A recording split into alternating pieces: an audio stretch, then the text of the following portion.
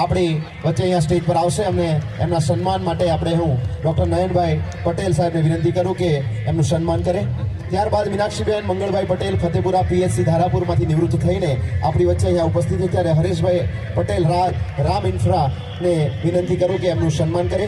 ત્યાર પછી જગદીશભાઈ પ્રભુદાસભાઈ પટેલ ધારાપુર અહીંયા સ્ટેજ પર ઉપસ્થિત થશે અને કૃણાલભાઈ 24 ગામ લેવા પાટીદાર સમાજના મંત્રી છે, જેઓ એમનું સન્માન કરશે।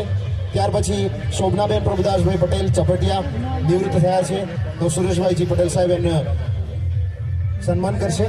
કિરીટભાઈ ગિરધરભાઈ પટેલ દલવાઈ સાવલી આપણી વચ્ચે ઉપસ્થિત છે, ત્યારે ડૉક્ટર ધર્મેશભાઈ પટેલને હું વિનંતી કરું તો એમનું સન્માન કરે। મીનાક્ષીબેન હસમુખભાઈ પટેલ ખેરોલી નવીનભાઈ પટેલ એમનું સન્માન કરશે। ઇન્દુબેન કનૈયાલાલ પટેલ ખેરોલી એ આપણી વચ્ચે ઉપસ્થિત હોય તો અહીંયા સ્ટેજ પર પધારે, તેમનું સ્વાગત હર્ષદભાઈ પટેલ પ્રમુખ 24 ગામ લેવા પાટીદાર સમાજ એમનું સન્માન કરશે। ત્યાર પછી છેલ્લે રેખાબેન ધુળાભાઈ પટેલ વખતપુર અહીંયા સ્ટેજ પર આવશે, જેમનું સન્માન ડાયાભાઈ પટેલ કરશે।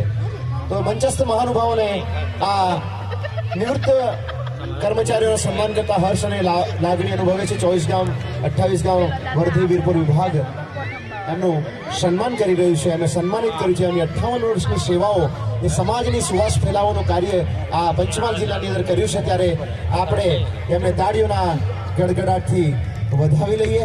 એમને ખેરોલીવાળા જે સન્માન છે મીનાક્ષીબેન હસમુખભાઈ પટેલ, ઇન્દુબેન કનૈયાલાલ પટેલનું સન્માન માટે હું ખેરોડાના એક પ્રતિનિધિ જશે અને એમનું સન્માન સ્વીકાર કરશે।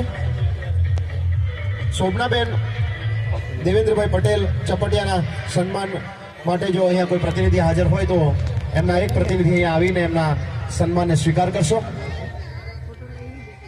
જો અહીંયા હોય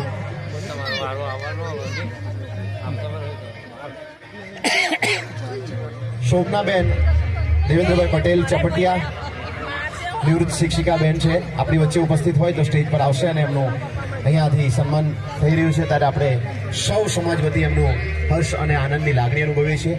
મિત્રો 58 વર્ષની સેવાઓ આપી પછી સમાજમાં સારા કાર્યોની અંદર સત્કાર્યોની અંદર જોડાઈને સમાજને સંગઠિત કરવા માટે આપ કટિબદ્ધ બનો, આપના પરિવારમાં ખુશ સમૃદ્ધિ માટે આપ પ્રયત્ન કરો, એવી આશા સાથે સમાજ આપની પાસે અપેક્ષા રાખી રહ્યું છે। હવે પછીના અંતની અંદર